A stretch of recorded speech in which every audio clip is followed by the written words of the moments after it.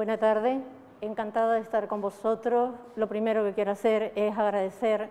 a los organizadores de esta jornada que hayan contado conmigo, sobre todo para tratar un tema cuyas noticias no son muy profundas, pero sí tenemos una serie de indicios que nos permiten tratar sobre él. Realmente, la primera cuestión a plantear es la certeza, que es una obviedad para todos los que estamos en este territorio, de que Canarias es un archipiélago atlántico y que indudablemente desde una visión como la que estáis viendo en la imagen observamos el fluir de unas corrientes de distintos signos físicas que en el trasfondo también nos están hablando de las influencias culturales que tuvo el archipiélago desde la antigüedad. La importancia de su ubicación atlántica respecto al continente resulta fundamental porque nos ayudará a entender las dificultades en el proceso de descubrimiento de este territorio, de colonización y, por lo tanto, de la continuidad de un trayecto lejano de nuestra historia. Estas culturas indígenas han sido definidas durante mucho tiempo y desde el siglo XIX a partir de los relatos que aparecían en las fuentes etnohistóricas que hablaban de unas sociedades productoras, fundamentalmente ganaderas, pero también agrícolas, de unas sociedades que producían la cerámica, que no eran metalúrgicas y en consecuencia, por lo tanto, se les adscribió un signo de prehistóricas en las clasificaciones culturales que hacemos los historiadores y además se las denominó como neolíticas. El transcurso de la investigación lleva a señalar que más que hablar de este horizonte cultural debíamos hablar de sociedades protohistóricas que obviamente tienen un bagaje cultural más complejo en su desarrollo en los puntos de origen y que van a pasar por un proceso transculturativo al llegar al archipiélago, adaptando ese bagaje cultural. De tal manera que esa imagen que veis en la diapositiva de Sabino Berthelot, el guanche como un buen pastor que apacienta sus rebaños en absoluta tranquilidad, es una imagen idealizada, trasnochada, de lo que fue realmente la visión, la vida cotidiana de esas sociedades antiguas en el archipiélago.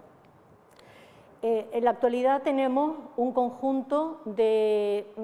cronologías, de dataciones absolutas, que son las que nos señalan los primeros indicios de ocupación de este territorio. Esas cronologías transcurren a lo largo del primer milenio antes de la era y aunque todos los investigadores no coincidamos en la validez concreta de las mismas, sí que nos están señalando un fluir de llegada de gentes al archipiélago desde unas fechas de inicios del primer milenio antes de la era que están en la zona del archipiélago Chinijo, lo cual también es evidente porque es la zona más próxima al continente africano y por lo tanto va a ser la entrada al archipiélago de estas poblaciones y hacia el oeste en una secuencia con dataciones variadas que lo único que de hecho significan es que los arqueólogos hemos podido encontrar una serie de elementos o de hitos que se fechan en ese momento. De tal manera que luego va a ser a partir del tránsito a la era, entre el primer siglo antes de la era y el primer siglo después, cuando comienzan a proliferar las cronologías con una mayor densidad. Durante todo ese tiempo,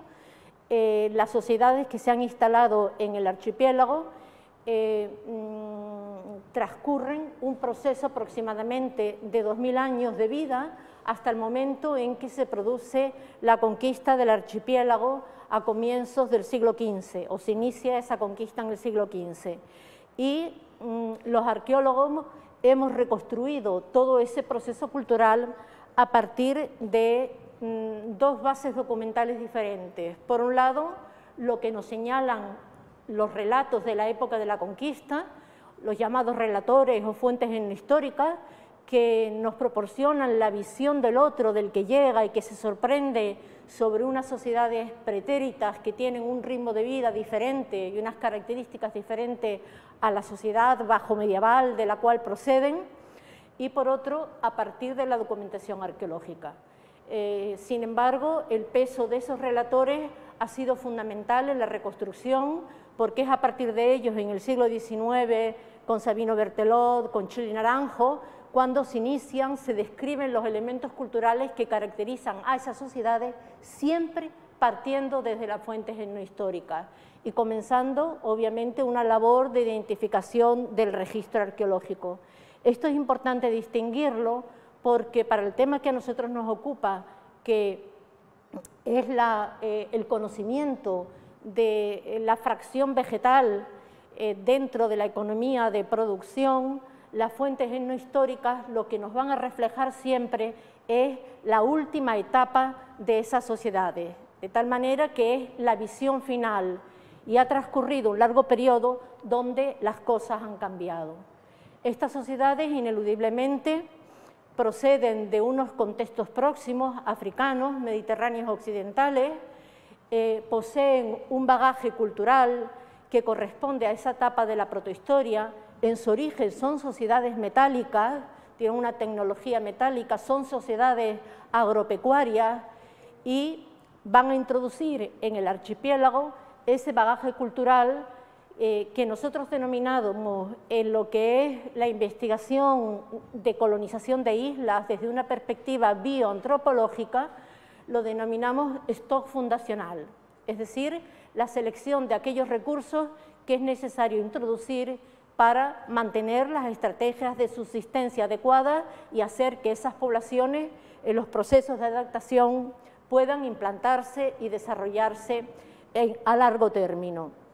Por lo tanto, sabemos que en origen son sociedades agrícolas, dentro de ellas estaría una producción de cereales, hay trigo, cebada fundamentalmente, avena, leguminosas, habas, guisantes, lentejas,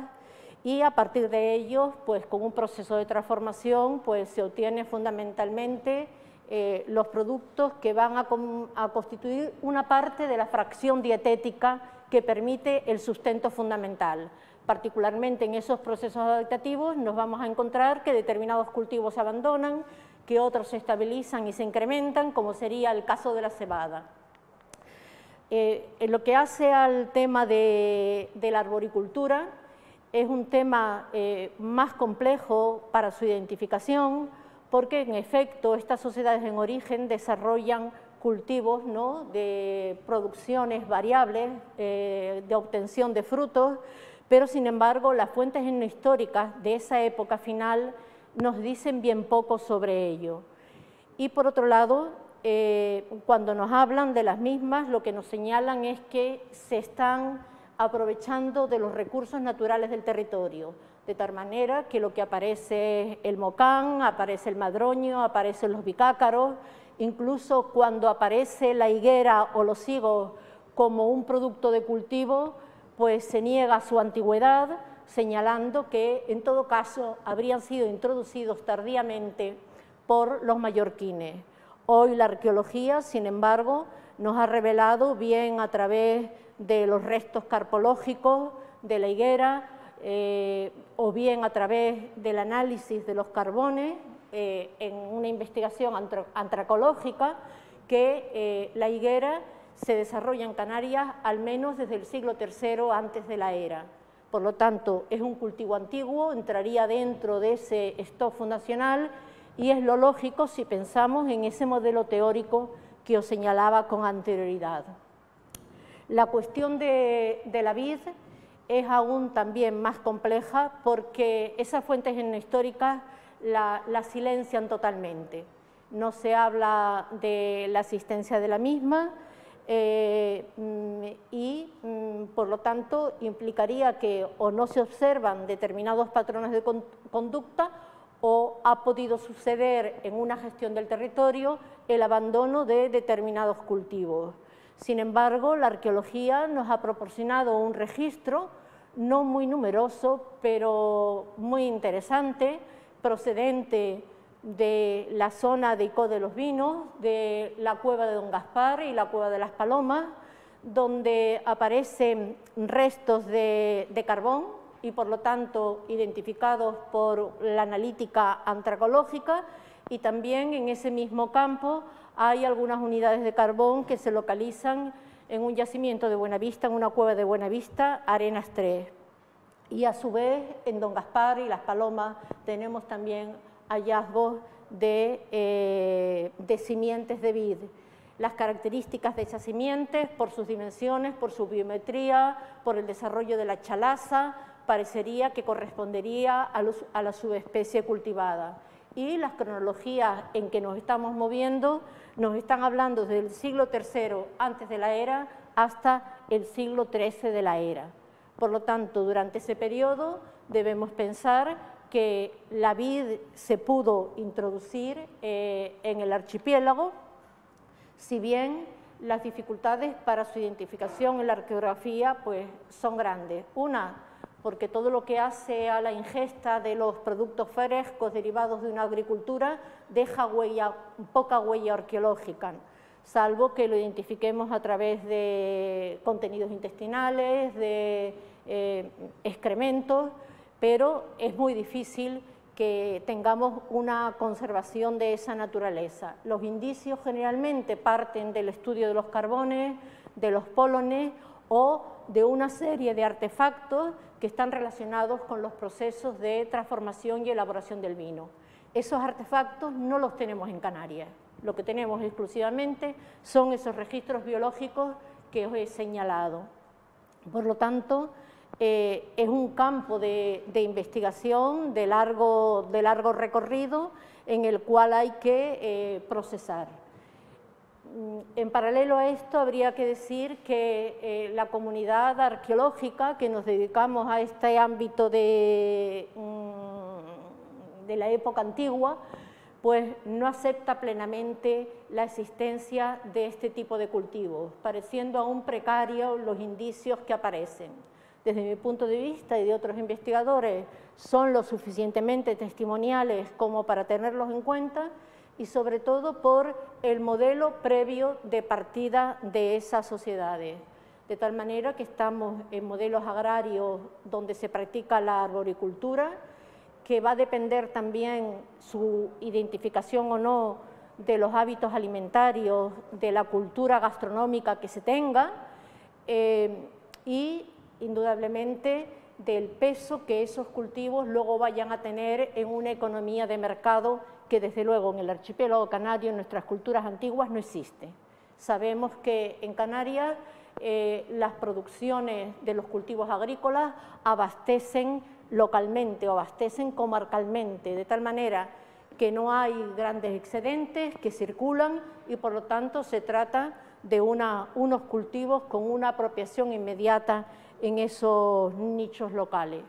Para la agricultura indígena, indudablemente, debemos pensar que en ese largo periodo de recorrido que tenemos de ella, os he dicho antes que como mínimo unos 2000 años de desarrollo, a partir del siglo III de la era, con casi toda seguridad, se da un fenómeno de aislamiento del archipiélago que impide la renovación de esos stocks biológicos. Por lo tanto, serán las estrategias que se planteen en el interior del archipiélago las que lleven a sopesar que determinados cultivos se incentivan y que otros se abandonan. Por lo tanto, en lo que hace al cultivo de la vid, no va a haber la posibilidad de renovar esos stocks, no hay renovación de cepas y cualquier agente que afecte a esos cultivos pues irá en detrimento de la renovación de los mismos. Sin embargo, las fuentes históricas sí que son mucho más precisas en relación a las prácticas dietéticas de bebidas fermentadas, con lo cual sí que parecería que las sociedades indígenas tienen unos hábitos de consumo de transformar vegetales para obtener una serie de productos de distinta índole, bien sobre la palmera, sobre el mocán, sobre el madroño, sobre el bicácaro, sobre las creces de las hayas, en unos textos variables que nos hablan de esa riqueza y ese aprovechamiento natural. Quizás esos indicios de práctica dietética, de consumir bebidas fermentadas, de taxones naturales, está también entroncado con una práctica, en general dietética, de haber consumido también el producto de la vid. En ese sentido tiene una enorme importancia un relato que no hace relación al archipiélago canario, sino a la costa occidental próxima. Es el pseudo-Escílax y nos señala cómo los etíopes de la costa atlántica, es decir, la gente que vive en la fachada atlántica, en el entorno a la isla de Kerneh, produce muchos vinos de sus viñas, tanto que parte de su producción se la ceden a la gente que viene, particularmente griegos y semitas, que vienen a esas costas. Y a su vez, esas poblaciones foráneas le proporcionan unos bienes de intercambio que constituyen una vajilla de mesa definida particularmente para el consumo del vino, con formas de cerámica griega ática muy características. Por lo tanto, esos indígenas norteafricanos también tienen en su bagaje cultural pues, esa gastronomía basada en el vino. Tendríamos, por lo tanto, un ámbito atlántico en el cual nuestras islas quedan en unas latitudes meridionales respecto a ese fluir más norteño de gentes y de espacios coloniales que se dan en la costa africana, pero indudablemente es un espacio de trasiego de las sociedades semitas, primero fenicios, después púnicos, más tarde romanos, que están poniendo en explotación en ese territorio los recursos del mar. Una actividad fundamentalmente de explotación piscícola que lleva a fundar factorías en toda la costa occidental africana y que con probabilidad en ese trasiego puede haber sido una razón para el descubrimiento del archipiélago, para reconocer sus recursos potenciales y, en su caso, incidir en la explotación de los vinos. De esas navegaciones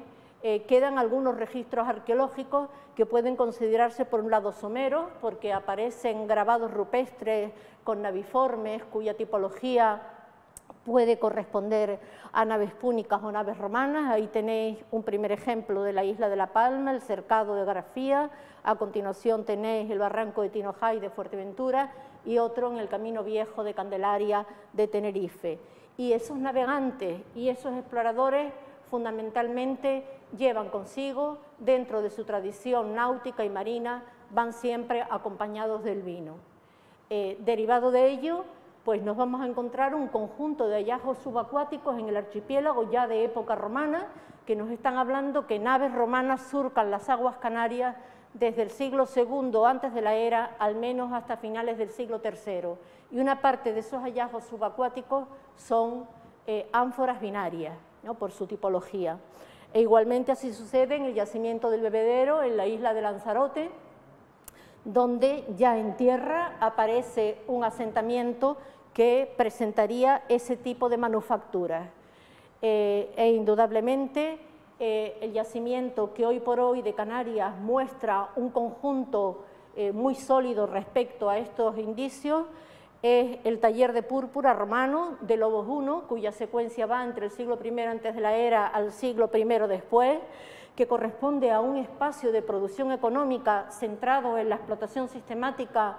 de los taxones de murícidos para la obtención de la púrpura, pero que indudablemente son gentes que traen consigo, que portan consigo sus elementos de subsistencia, particularmente pues, para desarrollar una alimentación basada en salazones